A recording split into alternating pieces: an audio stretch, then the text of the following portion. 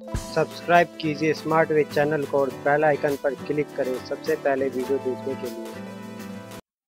इस वीडियो में हम देखेंगे अलजेब्रा से रिलेटेड कुछ इम्पोर्टेंट क्वेश्चन और उनको सॉल्व करने की ट्रिक। ऐसे क्वेश्चन आपके एग्जाम में बार बार रिपीट होते रहते हैं, तो आपसे एक रिक्वेस्ट है कि आप इस वीडियो को पूरा देखिएगा। नमस्कार, मेरा नाम राहुल है और स्मार्ट वे में आपका स्वागत है। तो चलिए शुरू करते हैं इस वीडियो को बिना किसी देरी के। देखिए पहला क्वेश्चन देखते हैं। कह रहा है कि a plus b plus c is equals to 6 and a square plus b square plus c square is equals to 14 and a cube plus b cube plus c cube is equals to 36 और हमें निकालना है a b और c। अब देखिए ये कैसे निकालेंगे। तो यहाँ पे जो a प्लस बी प्लस सी दे रखा है और उसके बाद हमारे पास स्क्वायर दे दिया, उसके बाद क्यूब दे दिया, इसका मतलब है a b और c की वैल्यू इक्वल भी हो सकती है और अलग अलग भी हो सकती है। और हमें ऑप्शन दे रखा है 8, 6 एंड 12 एंड 18। तो हम क्या करेंगे कि जो अपने पास पहला ऑप्शन है उसको क्या करेंगे, तीन भागों में बांट लेंगे। कि तीन भागों में बांटने पे 8 कब आएगा, अगर हम इसे तीन भागों में बांटते हैं तो 2 इंटू 2 तो अपने पास 2 आ जाएगा। तो ए बी और सी की वैल्यू पुट करके देखते हैं। यहाँ पे 2 पुट करेंगे और 2 पुट करेंगे तो अपने पास आ जाएगा 6। तो ये इक्वेशन सेटिस्फाई करती है इसके केस में, 8 के केस में। और यहाँ पे पुट करेंगे 2, तो यहाँ पे 4 4 और 4 मीन्स 12। तो ये इक्वेशन सेटिस्फाई नहीं करती है 8 के केस में। अब देखिए इसी तरह दूसरा ऑप्शन देखते हैं जो अपने पास है 6 को तीन भागों में बांटेंगे। कैसे बांट सकते हैं, 1 इंटू 2 इंटू 3। अब देखिए पहले इक्वेशन में पुट करते हैं ए बी और सी की वैल्यू। यहाँ पे पुट करेंगे तो अपने पास क्या आएगा, 6 आएगा। और यहाँ पे पुट करेंगे तो 1 + 4 + 9 अपने पास हो जाएगा 14। तो ये इक्वेशन भी दूसरी के लिए सेटिस्फाई करती है। और तीसरे में पुट करेंगे 1 + 8 मीन्स 9 और +27 मीन्स 36। तो ये इक्वेशन भी इसके लिए सेटिस्फाई करती है। तो 6 ही अपना आंसर होगा। आई होप आपको ये क्वेश्चन समझ आया होगा। तो चलिए बढ़ते हैं अगले क्वेश्चन की तरफ। अब देखिए अगले क्वेश्चन में हमें दे रखा है P into Q into R is equal to 1 और हमसे इस वाली वैल्यू को निकालने के लिए कह रहा है। अब देखिए ये कैसे निकालें, P into Q into R ये जो है तीन क्वांटिटी है। तो 1 को हमें तीन भागों में बांटना हो। कैसे बांट सकते हैं, 1 इंटू 1 इंटू 1। इसका मतलब है P is equal to Q is equal to R बराबर है 1 के। यहाँ पे पुट कर देंगे सबकी वैल्यू। यहाँ पे अगर पुट करेंगे तो अपने पास नीचे क्या आएगा, 1 + 1 और प्लस यहाँ पे भी अपने पास आ जाएगा 1। तो यहाँ पे आ जाएगा 1/3 और दूसरी जगह अपने पास आ जाएगा प्लस करेंगे, यहाँ पे भी 1/3 आएगा और यहाँ पे भी अपने पास 1/3 ही आएगा। तो यहाँ पे अगर करते हैं सॉल्व इसे तो अपने पास 3/3, 3 से 3 कट जाएगा और अपने पास आंसर 1 आ जाएगा। देखिए कितनी आसानी से सॉल्व हो गया।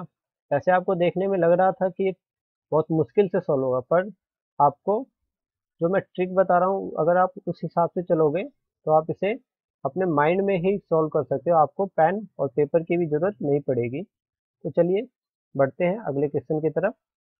आप देखिए इस क्वेश्चन में क्या रहा है कि a square is equal to b plus C and b square is equal to A plus C and c square is equal to A plus b और हमें इसे फाउंड करना है। देखिए अगर यहाँ से अगर आप ऑब्जर्व करते हो तो यहाँ पे जो है ए को बी से इंटरचेंज कर दिया और इक्वेशन अपने पास सेम है। मतलब यहाँ पे ए की जगह बी रख दिया है तो यहाँ पे बी स्क्वायर आ जाएगा और यहाँ पे बी की जगह ए रख दिया है तो यहाँ पे ए आ जाएगा। तो बस इस अगर ऐसा कोई केस आता है जिसमें तीनों में इंटरचेंज कर रखा हो या कोई इंटरचेंज वाला मेथड यूज हो रखा हो तो उस केस में हम ए बी और सी की आइडेंटिटी का रूल यूज करेंगे। मतलब आइडेंटिटी से मेरा मतलब है कि ए बराबर होगा बी के और बी बराबर होगा सी के। मतलब तीनों एक दूसरे के इक्वल होंगे और तीनों की जो वैल्यू आएगी वो सेम होगी। अब देखिए इसे कैसे सोल्व करें। इसमें हम वैल्यू पुट करेंगे। पहले अगर यहाँ पे 1 पुट करते हैं तो यहाँ पे हो जाएगा 1 स्क्वायर। यहाँ पे अगर देखते हैं 1 + 1 अपने पास कितना आ जाएगा 2। तो ये अगर 1 पुट करते हैं तो ये सेटिस्फाई नहीं करता है। और यहाँ पे 2 पुट करते हैं तो ए स्क्वायर को करेंगे 2, 2 का स्क्वायर करेंगे तो अपने पास आ जाएगा 4। और यहाँ पे अगर 2 पुट करते हैं बी + सी, यहाँ पे आ जाएगा 4। तो इसका मतलब है ए बी और सी की वैल्यू जो है अपने पास 2 है। तो बस यहाँ पे हमें पुट कर देना है। तो यहाँ से हमारे पास आ जाएगा 1/3 प्लस 1/3 प्लस 1/3। सोल्व करेंगे तो अपने पास आ जाएगा 3/3। 3 से 3 कट जाएगा और अपने पास आंसर आ जाएगा 1। आई होप आपको ये क्वेश्चन समझ आया होगा। चलिए बढ़ते हैं ऐसे ही एक आइडेंटिटी वाले क्वेश्चन पे, जिससे कि आपका आइडेंटिटी का मेथड थोड़ा और मजबूत हो जाए। अब देखिए इस क्वेश्चन में हमें दे रखा है कि a square plus b square plus c square is equal to a b plus b c plus a c, और हमें इन्हें निकालना है। अब देखिए यहाँ पे अगर आप ध्यान से ऑब्जर्व करते हो तो यहाँ पे a इंटू ए है। ए स्क्वायर की जगह हम ये लिख सकते हैं, और यहाँ पे b इंटू बी, मतलब बी स्क्वायर की जगह ये लिख सकते हैं, और सी स्क्वायर की जगह हम ये लिख सकते हैं सी। अब देखिए अगले में देखते हैं तो जो a है यहाँ पे इंटरचेंज हो गया है b के साथ, मतलब सेकंड a जो है इंटरचेंज हो गया है b के साथ। और यहाँ पे अगर देखते हैं तो सेकंड b जो है इंटरचेंज हो गया है c के साथ। और यहाँ पे अगर देखते हैं तो पहला जो c है वो इंटरचेंज हो गया है a के साथ, और बाकी अपने पास इक्वेशन सेम है। तो इसका क्या मतलब है, यहाँ पे आइडेंटिटी का टर्म यूज होगा। तो इसमें आइडेंटिटी में हम क्या करते थे, a is equals to b is equals to c, कोई एक सेम वैल्यू ही आएगी तीनों की।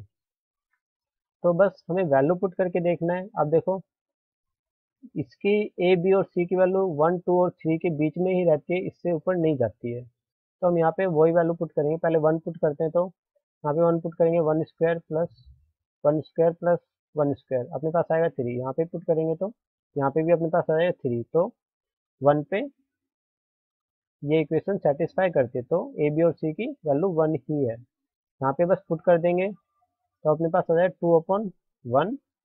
पहले का आ जाएगा 2 और दूसरे का भी इसी तरह आ जाएगा 2, और यही अपना आंसर होगा।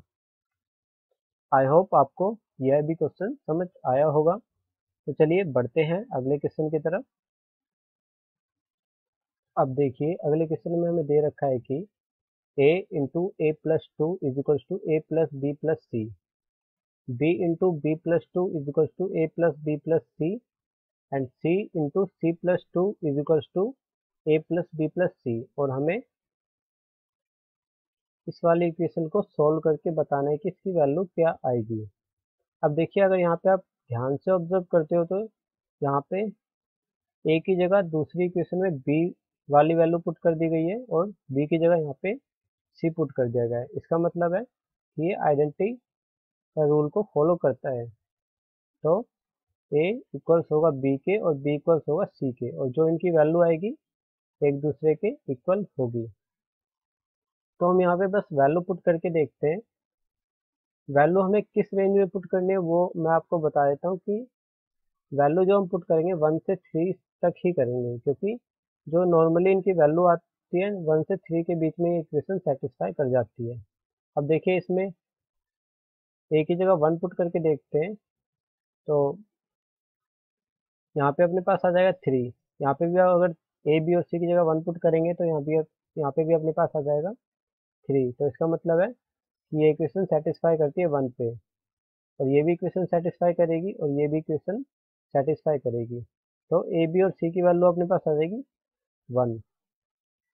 अब बस यहाँ पे ए बी और सी की वैल्यू पुट कर देना है। तो यहाँ पे पुट करेंगे तो अपने पास आ जाएगा 1/3, और दूसरी जगह पुट करेंगे तो वहाँ पे भी अपने पास आ जाएगा 1/3, और तीसरी जगह भी 1/3, और इसे सॉल्व करेंगे तो अपने पास आ जाएगा 3/3।